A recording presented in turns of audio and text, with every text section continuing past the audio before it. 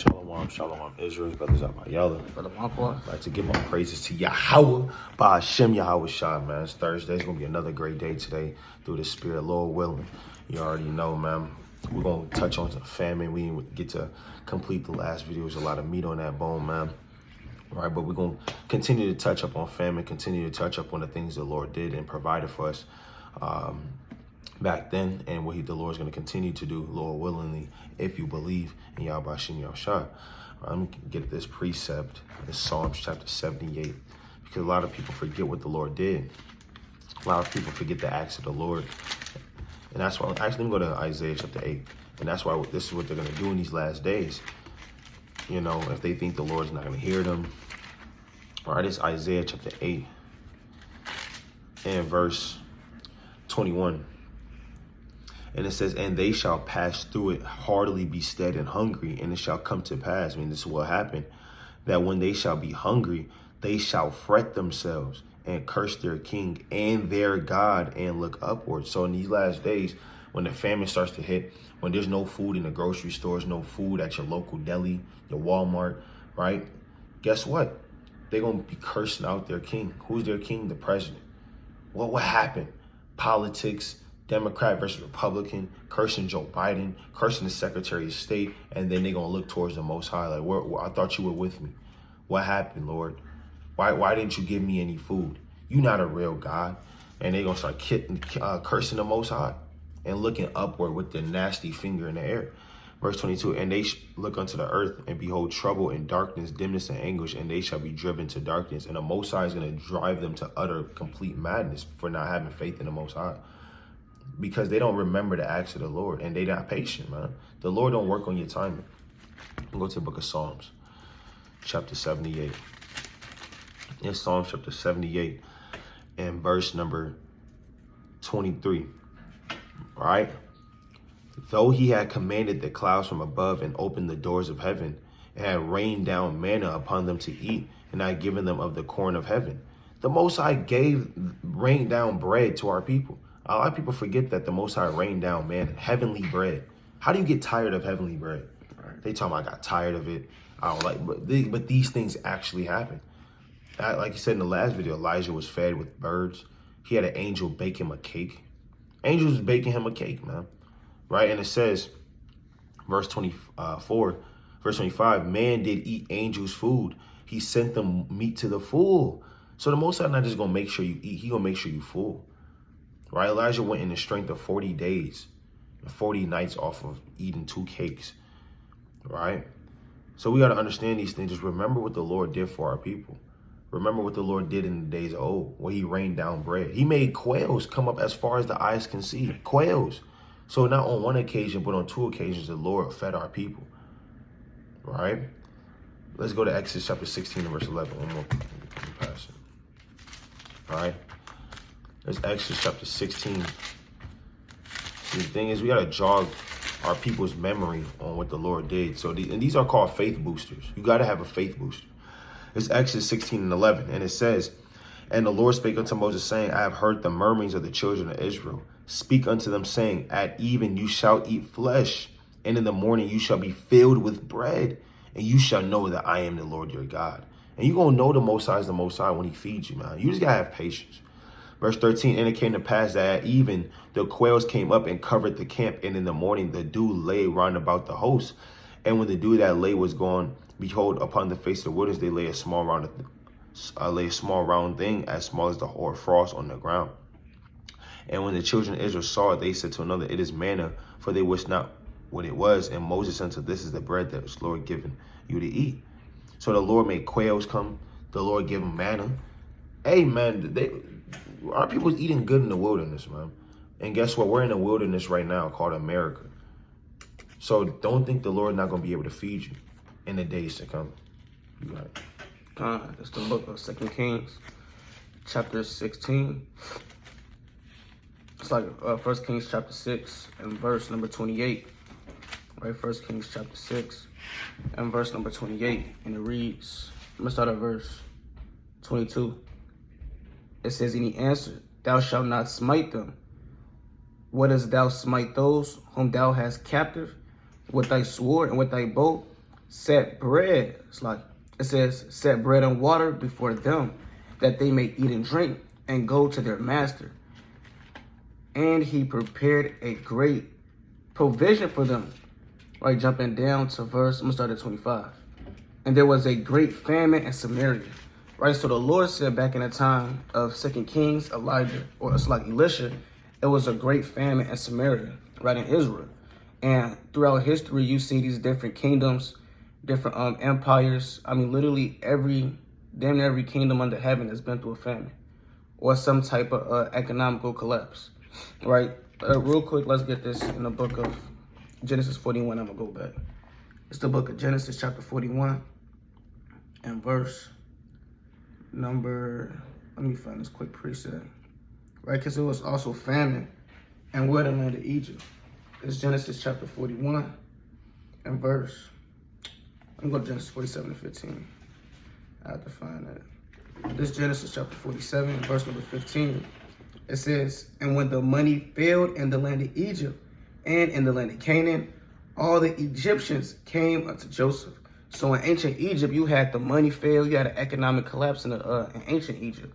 That same thing is coming to modern day Egypt, America. Right? Knowing that, going back to 2 Kings chapter 6 and verse 25, we have to know that all these things that happen to these ancient kingdoms, to ancient Egypt, ancient Babylon, the Assyrian, the Neo-Assyrian Empire, etc., we have to take into account that all these things are coming to America very soon. Right? Again, 2 Kings chapter 6 and 25. And there was a great famine in Samaria, and behold, they besieged it until an ass's head was sold for 80 pieces of silver. So they said an ass's head was sold for 80 pieces of silver. Right?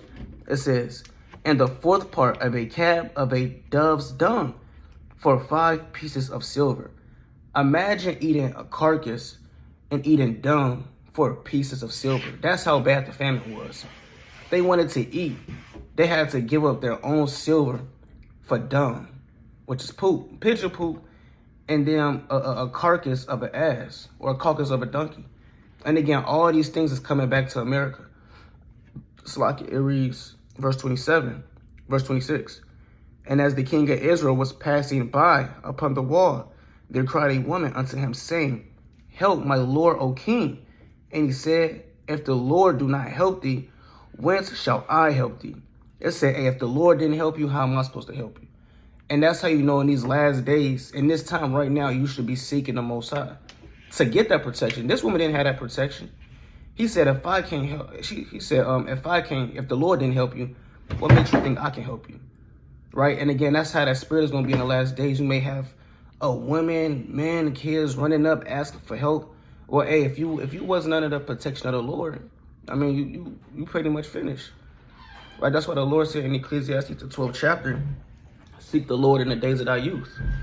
What's the days of thy youth? That's right now. Seeking the Most High where you can. It reads, I'm going to read verse 27 again. And he said, if the Lord do not help thee, when shall I help thee? Out of the barn floor, or out of the winepress? And the king said unto her, what lieth thee? And she answered, this woman said unto me, give thy son that we may eat him today, and we will eat my son tomorrow. So she said, give me your son, we gonna eat your son today, and my son tomorrow. So you have women eating their own child, their own flesh. Imagine a famine so bad you eating your own kid, man. Right? Jake can't even imagine that now. These are things that you hear about in a movie. While you may watch a Netflix show, or you in tune to a series, a horror movie. These things that you read about in horror movies, in your own son. But these things are this is an actual account that happened. Right? A woman ate her own son. All because of what? The lack of food and the lack of bread. It says what? Verse 29. So we boiled my son and did eat him. And I said unto her the next day, give me thy son that we may eat him. And she hid her son. So they ate this woman's son. And then they made an agreement to eat the other woman's son the next day. But what happened? She hid her son. But that just shows the ruthlessness and the amount of wickedness that's gonna be going on in the days that's soon to come. We'll have women eating each other's sons. We'll have men eating their own sons, their own seed, their daughters, etc. We'll have men killing their grandparents, right? Taking advantage of the old, eating them. I mean, it's gonna be a whole amount of wickedness and madness on the earth. Let's go to the book of Isaiah, chapter 9. Isaiah chapter 9 and verse number 19.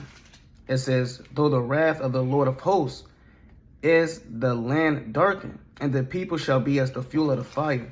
No man shall spare his brother, and he shall snatch on the right hand and be hungry. And he shall eat the flesh, and he shall eat on the left hand, and they shall not be satisfied. They shall eat every man the flesh of his own arm. It says in that day, every man is going to eat the flesh of his own arm. So imagine this, you so hungry, start eating your own self, right? And again, these things are what's soon to coming to America, to Babylon the Great. And these things are going to overtake you if you're not under the protection of the Most High God. Right, what you got? That's right. That's exactly right. I mean, the famine is like one of the top 3 worst ways to die. I believe it's like number 2. Your body starts deteriorating and you're living. You can live like, 2-3 months and your body starts to deteriorate. It gets to the point where you're not even hungry anymore. It's just your body just starts to deteriorate. You get holes in your body. Your skin starts turning dark and literally like pitch black, man. Right? It says it right here. There's Lamentation 5:3. Our skin was black like an oven because of the terrible famine, man. Right? The famine wasn't, and our people went through famines in the ancient world, as the brother just read, during multiple captivities, during the Roman Empire, when Julius, Vespasian and Titus, came and surrounded the city, man. Chiefly Titus surrounded the city, cut off all food. Our people were dying in there, man. That's why the Lord said, get out of there. Right? Let me read this in Lamentations 4:8. The visage is blacker than a coal. They are not known in the streets. Their skin cleaveth to their bones. Yeah, when in a famine, your skin starts to cleave to your bone. You start looking like a hungry East African, man. One of them Ethiopians. Yeah, you start looking like one of them. Yeah, playing this looking like stick figures, man. Right? Let the damn day of the dead. Right? And it says their skin cleaveth to their bones. It is withered. It become like a stick. You become like a stick. Right? They that be slain with the sword are better than they that be slain with hunger. The Lord said it was better for you to get killed by an automatic rifle than for you to go through a famine, man. It's better for you to get thrust through with a 2-edged spear and coming out the other way and you drop dead than you die in a famine, man. That's how bad a famine is, right? And it says, for these pine away, stricken through the want of the fruits of the field. The Lord said, you pining away. You're slowly deteriorating. You seen your skin fall off the bone, man. Famine ain't nothing to play with. And the Lord's going to judge this world through famine. That's one of the biggest ways man is going to perish off the earth other than the nuclear bombs. It's going to be a famine, right? And it says, verse 10, the hands of the pitiful woman have sat on their own children. The brother just read that. Women eating their kids, eating other people's kids. You have women, our women, boiling their sons. I mean, if you have a child, just look at him right now. Imagine him in a pot with some vegetables. That's crazy. But hey, you can be like, no, I would never do that. I can't do that to my child. That's my baby right there. I'd never do that. What you thinking? I'm gonna boil my child? Yeah, the most I'm gonna put it in your thoughts. And you're gonna be let me go to Isaiah 66:4. It's the book of Isaiah, chapter 66:4. I will also choose their delusions. The Most High is gonna choose your delusions. He's gonna choose what he puts in your mind. He's gonna choose whether you boiling your son or not. Right? And it says, and I will bring their fears upon them, because when I called, none did answer. When I spake, they did not hear, but they did evil before my eyes and chose that in which I delighted not. So for those individuals that chose to do evil before the Lord and chose not his will, guess what the Lord got for you? The Lord gonna tap into your thoughts and make you think it's okay to boil your children. I mean, we're reading it right here. Lamentations 4:10 again. The hands of the pitiful woman have sat on their own children. They were meat They were their meat in the destruction of the daughter of my people. The Lord have accomplished his fury. He have poured out his fierce anger and have kindled a fire in Zion and have devoured the foundations thereof. The Lord will accomplish his anger. And if that's one of the ways the Lord's going to accomplish his anger, it's going to happen. Famine is nothing to play with, man. Let me get another precept. All right, let me go to the book of 2 Kings 7. This is the book of 2 Kings, chapter 7, and verse number 3. And it says, and there were 4 leprous men at the entering of the gate, and they said one to another, why sit we in here until we die? Because it was a famine in the land, right? And it says, verse 4, if we say we will enter into the city, then the famine is in the city, and we shall die there. And if we sit still here, we die also. So they say if we go to the city, we're gonna die because there ain't no food. If we sit here, we're gonna die because we just sitting here looking at each other, right? And it says, now therefore come and let us fall into the host of the Syrians. If they save us alive, we shall live, and if they kill us, we shall but die. It got so bad, they started thinking about going into the hands of their enemies. I mean, that's one of the worst. That's one of the worst things you can ever do is go into the hands of your enemies, man. I mean, King David said, let me fall into the hands of the Lord instead of the hands of my enemies. That's even what King David said. But the famine got so bad, they started considering them going into the hands of their enemies. Let me go to the book of 2 Samuel. All right. This is the book of 2 Samuel, chapter 24. Now, the Lord gave King David 3 options on what he can do for taking the census of the land. And let's say these 3 options. This is 2 Samuel, chapter 24, and verse 13. So Gad came to David and told him and said unto him, shall 7 years of famine come into thee in thy land? So he said, hey, either famine is going to come into your land for 7 years, or thou flee 3 months before thine enemies, or you can be chased down and not be the top kingdom on the earth and be chased from your enemies and be made a mocking stock and they overrule you for 3 months. Or what? And it says, wilt thou pursue thee, or that there be 3 days pestilence in the land, or there's 3 days of diseases in the land? So you have famine, you have fleeing and falling into the hands of your enemies, or you got famine. And what did King David say? Verse 14, and David said to Gad, I am in a great strait. Let us fall now into the hand of the Lord, for his mercies are great, and let me not fall into the hand of man. Even King David said he's not going to fall into the hand of man. And he chose the pestilence. He didn't even choose the famine. That's how bad famine is, and that's how bad falling into the hands of the enemy is. But these 2 men, these 4 leprous men in the book of 2 Kings, let me get that again. All they had was either famine or falling into the hands of their enemies, and they chose the hand of their enemies, man. And that's how bad the famine got. They said, let's go to the Syrians. They either going to feed us or they going to kill us. And that's what men's mindset is going to be in the last days. Let's go to the FEMA camps. Maybe they're going to give us something. Let's go to the FEMA camps. Let's go to that open Walmart. I know they're trying and torturing us, but maybe they'll give us something. Maybe the bread frosts from the master's table, right? Maybe something happens when we go there, or we just die out here. And so that's what they did, man. Went to the Syrians. Let's get another precept, man. All right, this famine thing ain't nothing to play with, man. And if you don't have faith in that, if you don't have faith in these last days, man, the Lord's just going to utterly destroy you with famine. Right, let me go to the book of 2nd Ezra. Right, this is the book of 2nd Ezra, chapter 16. That's the leading cause of death in his last days is the famine. It's 2nd Ezra, chapter 16 and verse 18. And it says, the beginning of sorrows and great mournings, the beginning of famine and great death. So when great death starts to hit the earth, when people start being taken in a great number, that's when famine starts to hit the earth. The beginning of wars, and the power shall stand in fear. The beginning of evils, what shall I do when these evils shall come? Behold, famine and plague. Why does famine keep coming up? Tribulation and anguish are sent as scourges for amendment, right? Let me jump down to verse 21. And it says, behold, victuals shall be so good, cheap upon the earth, that they shall think themselves to be in good case. And even then shall the evils grow upon the earth, sword, famine, and great confusion.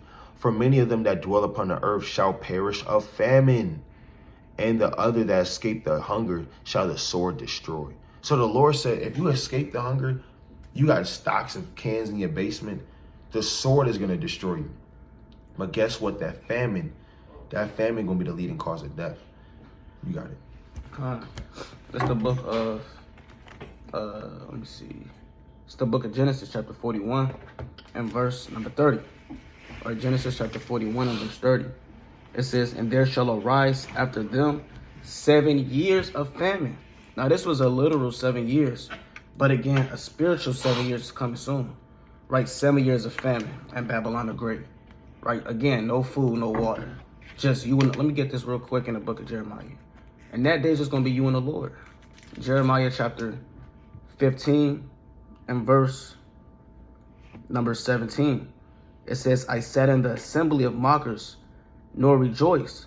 I sat alone because of thy hand, for thou hast filled me with indignation.